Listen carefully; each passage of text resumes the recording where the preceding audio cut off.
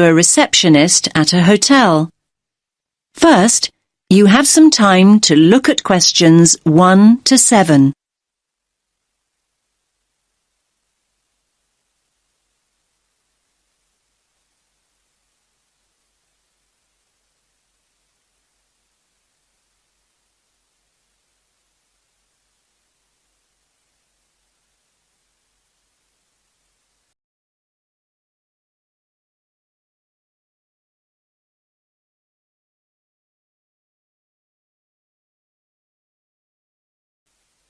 Listen carefully to the first part of the conversation and answer questions 1 to 7.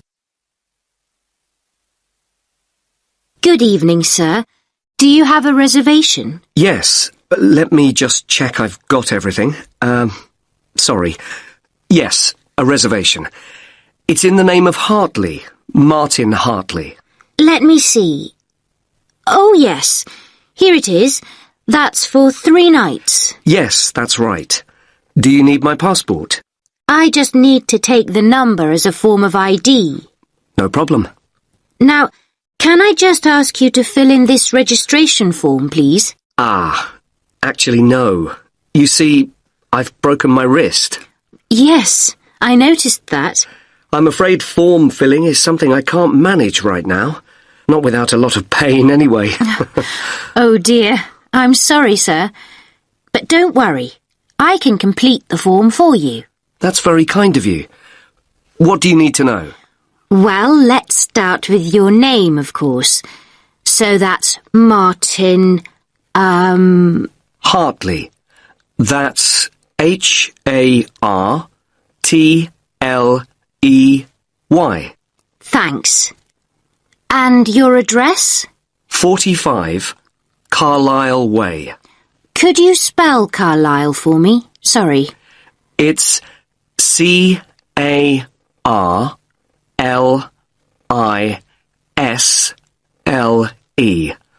You don't pronounce the S.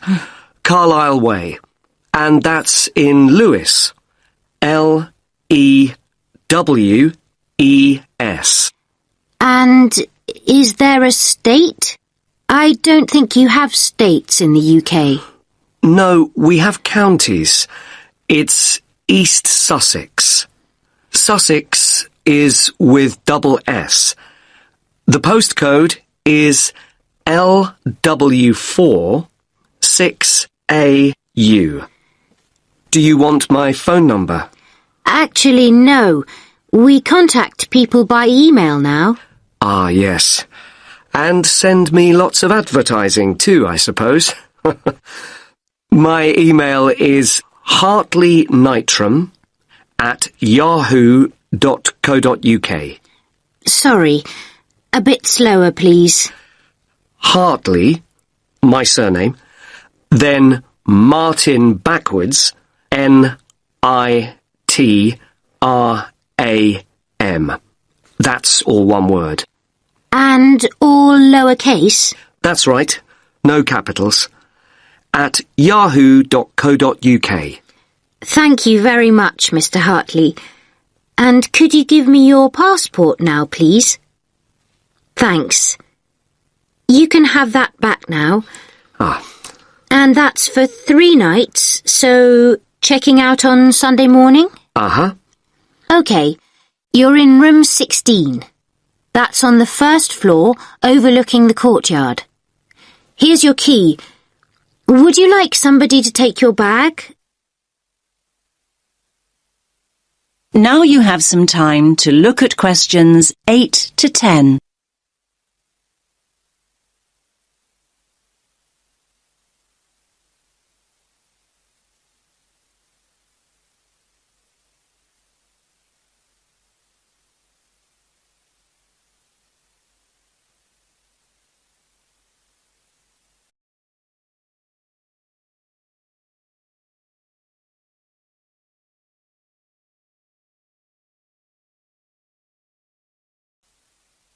Now listen to the next part of the conversation and answer questions 8 to 10. Do you have a map I can take? Yes, of course. We've usually got lots of them here. Somewhere. Ah, yes. Here we are. Thanks. Could you show me where we are exactly?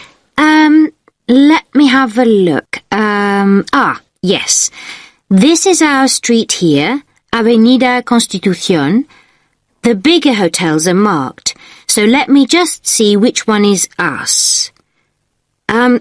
Here. Yes, here.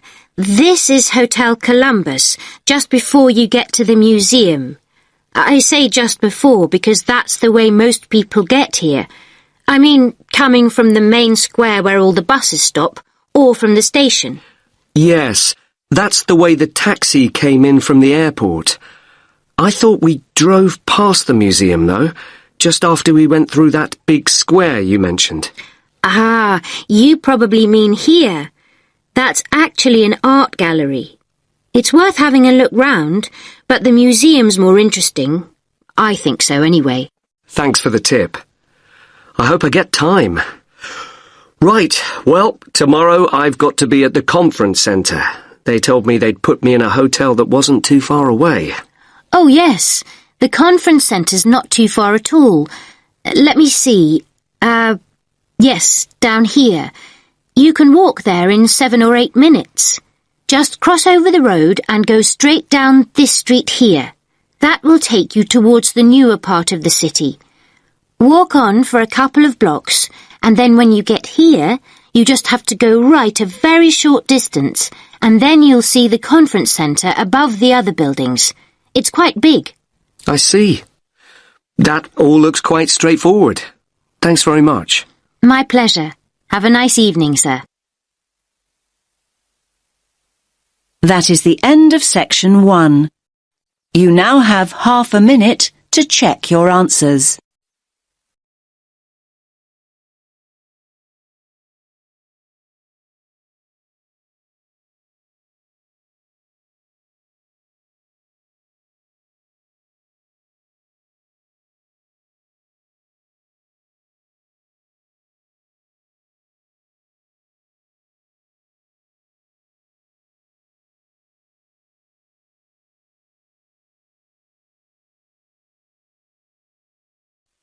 Now turn to section 2. You will hear a man talking to teenagers about archery. Now you have some time to look at questions 11 to 15.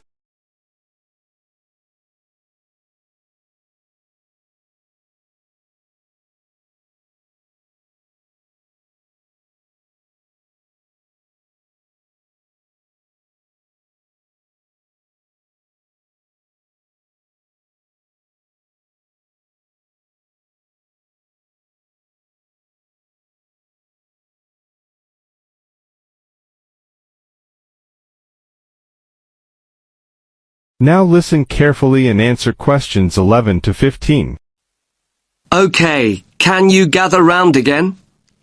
Is everyone here? No, we're missing 2. Ah, here they come now. Right, the next activity is the last one before lunch. So, archery.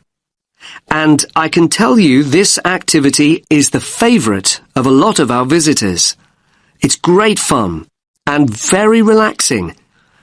It can also be competitive. I think we should get the idea, have some practice, and then introduce a bit of competition, if you're up for it. Good idea? I'm going to start with the basics. Archery is the practice, or art, some might say, of using a bow to propel an arrow. Archery was initially used for hunting and combat, an important aspect of warfare in the distant past. Today, archery is largely a recreational activity and sport. The very first bows and arrows, and we're going back thousands of years, were very simple. The bow was straight, but bent into a curve when the string was pulled back. The further back the string was drawn, the greater the tension, and the faster and further the arrow flew. Later, bows were designed to be curved. This meant there was an existing inbuilt tension, and the archer, that's you in a few minutes, exerted less energy drawing back the string. When curved bows were not in use, they were unstrung. That means the string was taken off, so that the bow was not left in a state of tension. I think it's interesting that almost every culture had bows and arrows at some point during their development. Of course, we've all seen Native Americans with bows and arrows in the movies, but the very oldest bows originate from Scandinavia and Northern Europe. The use of bows and arrows died out with the invention of firearms, though I must point out that the earliest gunners were far less efficient than an expert archer. Archery as a recreational activity started to become popular not long after that. Anyway, that's enough history. Do go online, though, if you want to know more. Right, the practical side. First of all, safety. Now, you might have played with bows and arrows when you were kids, but these bows and arrows aren't toys. They're not dangerous if used properly and safely, but they certainly can be dangerous if used carelessly. So everyone, please stand here on this side of the line until I say otherwise. Nobody walks towards the targets until I say it's safe to do so. When I say so, everyone puts down their bow, and then we can all go into the target area. Each of you will fire one at a time. I don't want to see anyone load their bow when it's not their turn. When you've fired, you put your bow down and wait until it's your turn again. Is that clear? Now you have some time to look at questions 16 to 20.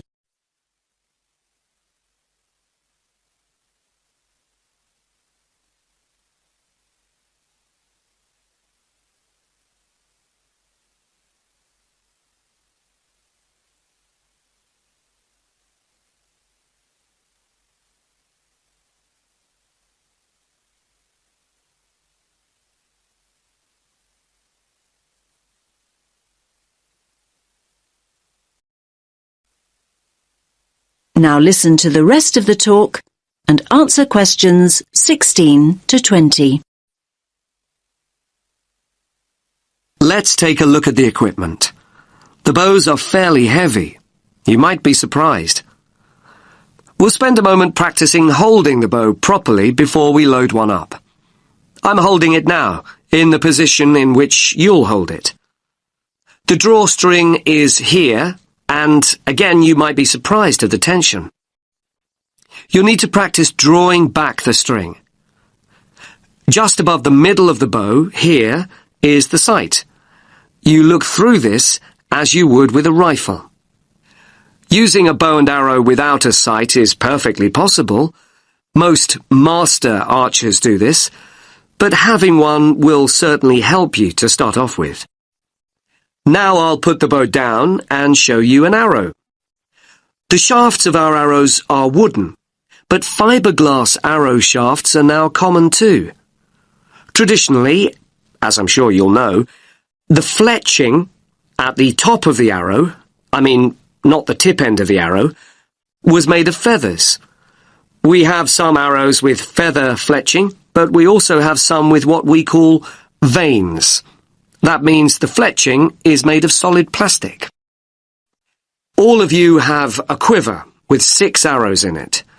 You should tie the strap of the quiver around your waist, like this. As I've said, you take an arrow from your quiver when I say so, when it's your turn and not before. Oh, I nearly forgot. Protection. Everyone has a chest guard and hand guard, like those that I'm wearing. I'll show you how to put the chest guard on in a moment. And a bracer. The bracer's a smaller arm pad that protects the inside of your arm from the string. For those of you in a t-shirt today, that's important.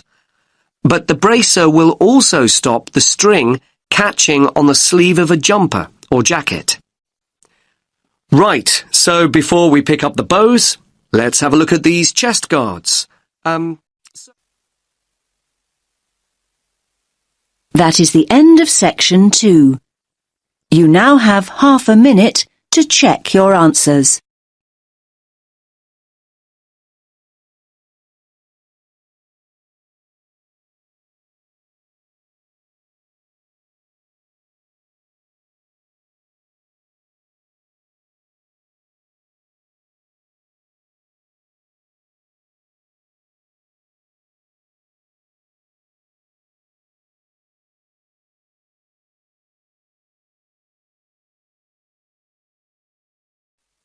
Now turn to section 3. You will hear 3 students discussing the issue of waste deposited in space. Now you have some time to look at questions 21 to 26.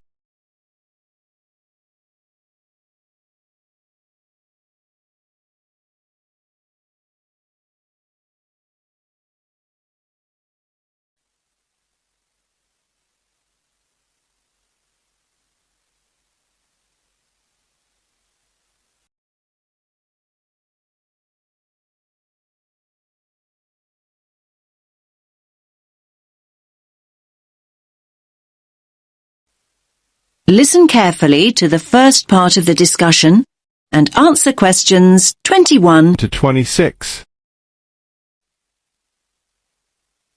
Hey, did you manage to go to the talk by Dr. Chadwick this morning, Andy? I was there. What happened to you, Sam? My bike had a puncture. Seriously.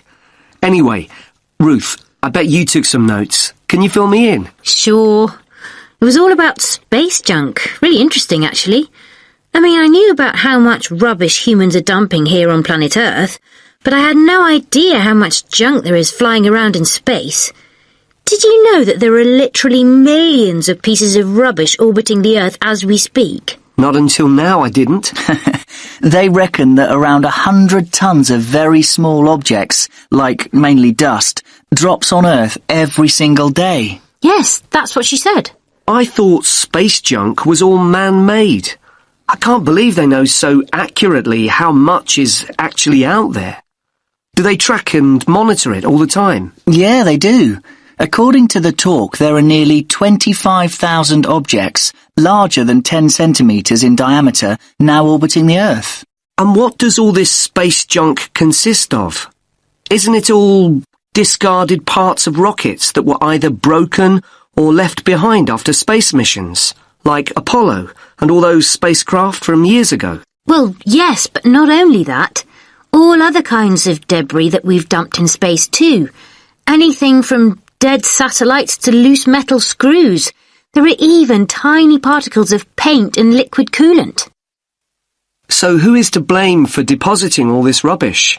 Where does it come from? Well, I knew you were going to ask me that, Sam, so hang on. You can take some of my notes if you like. Thanks a lot. That's really helpful. Here, look.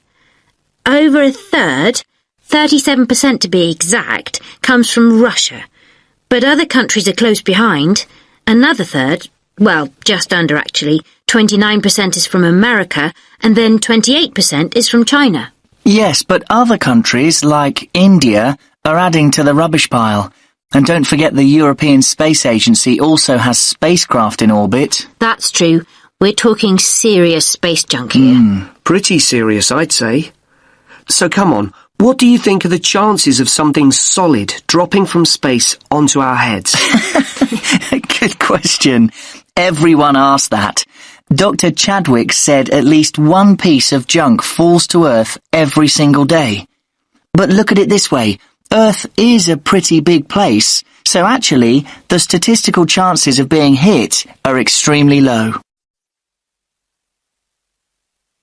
You now have some time to look at questions 27 to 30.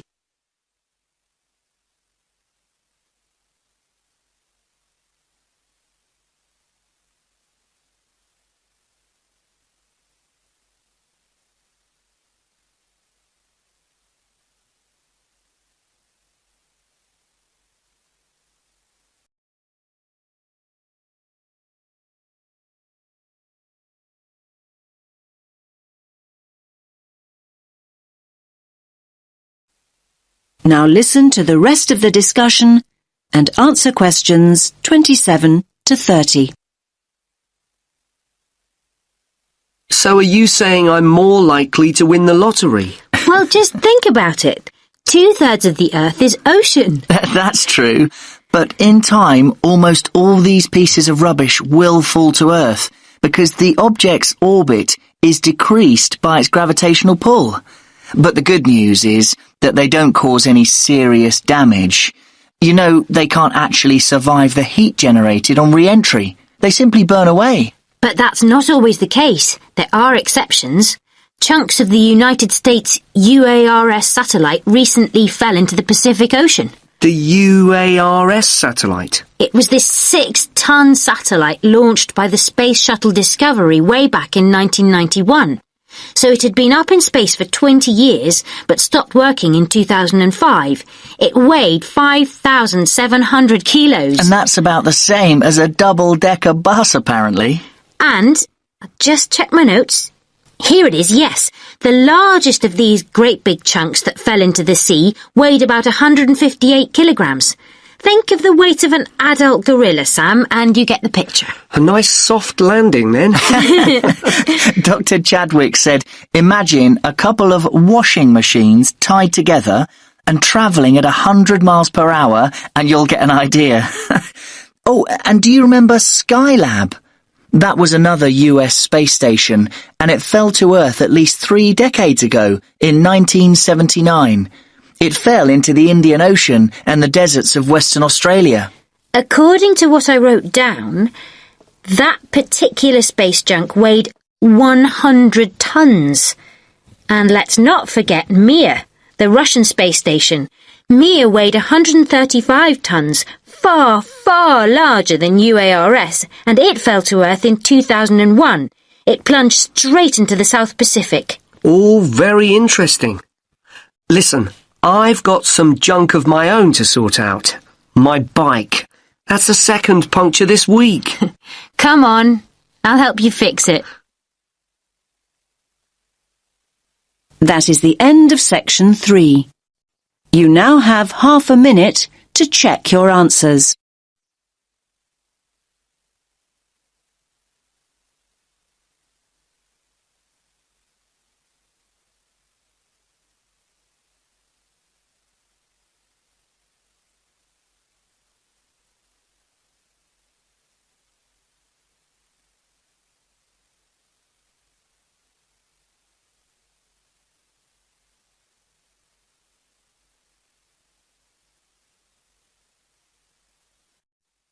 Now turn to section 4.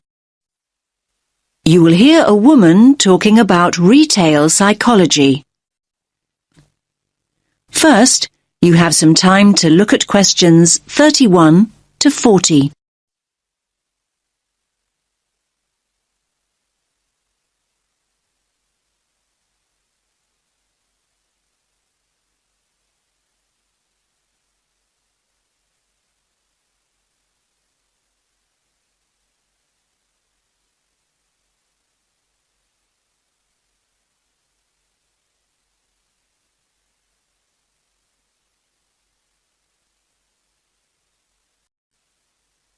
Listen carefully to the talk and answer questions 31 to 40.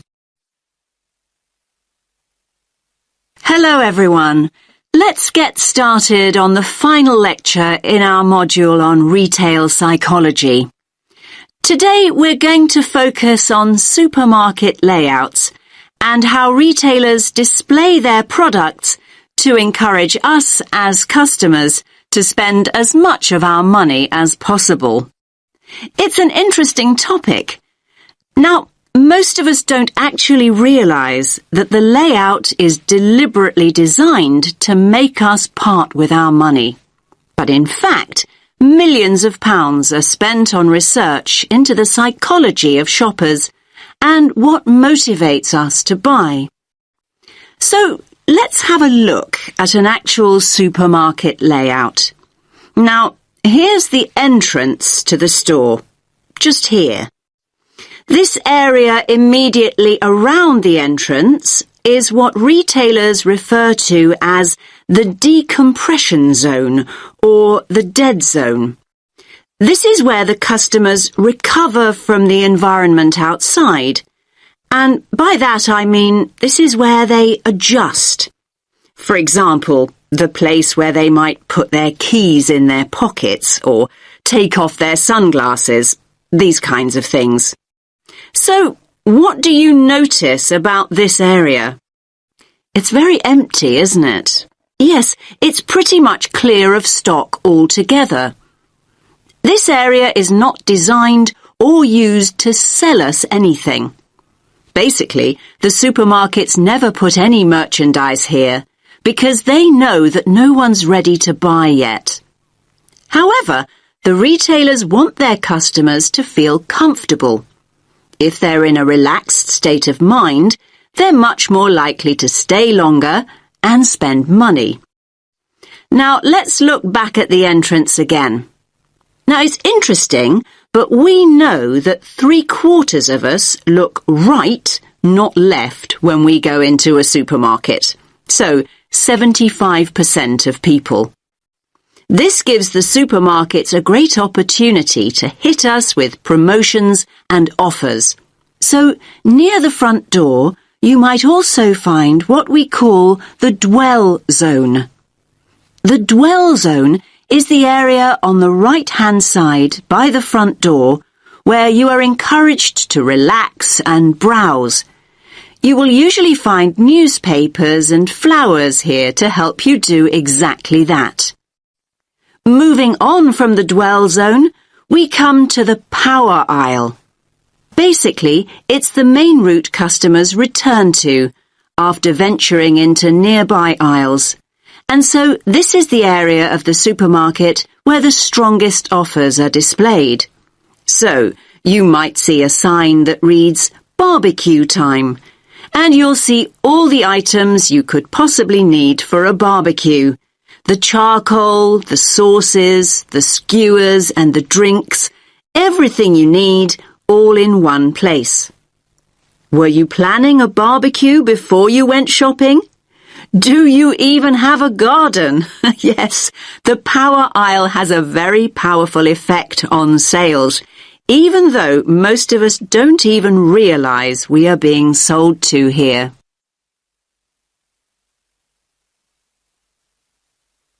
Now, let's think about fruit and vegetables for a moment.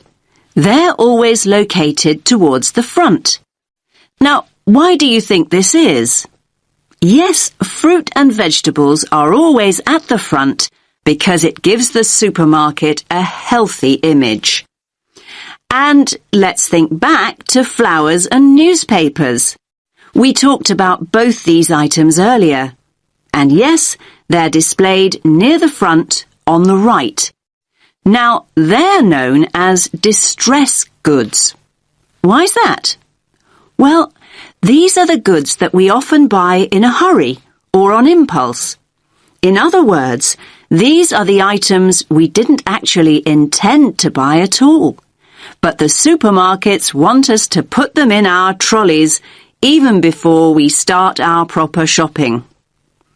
Now, what about everyday items like bread or milk or cereals? They're always placed right at the back of the supermarket. Yes, in this area here. Again, this is a deliberate strategy by the supermarkets. Basically, they want us to walk through the whole store to get them in the hope we will buy other things on the way. That's why items like these are often called destination goods. Now, where products are placed on the shelves makes a real difference. We read shelves a bit like we read a book. Our eyes go from left to right. And they want you to focus on the more expensive items, so they place them at eye level.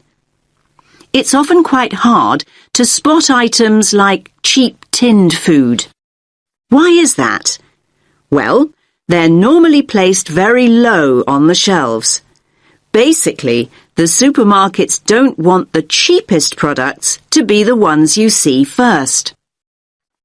Finally, let's have a look at the checkout area here. Now, we all know that sweets are deliberately placed within the reach of children at the checkout. But all kinds of things are displayed at checkouts these days. In fact, supermarkets can change what's on offer almost by the hour. It's a quick and easy way for them to rotate their stock. So, if the sun comes out, the checkout is an ideal place to display sunglasses. And if it rains, umbrellas can be placed there instead. Now, does anyone have any questions? That is the end of section 4. You now have half a minute to check your answers.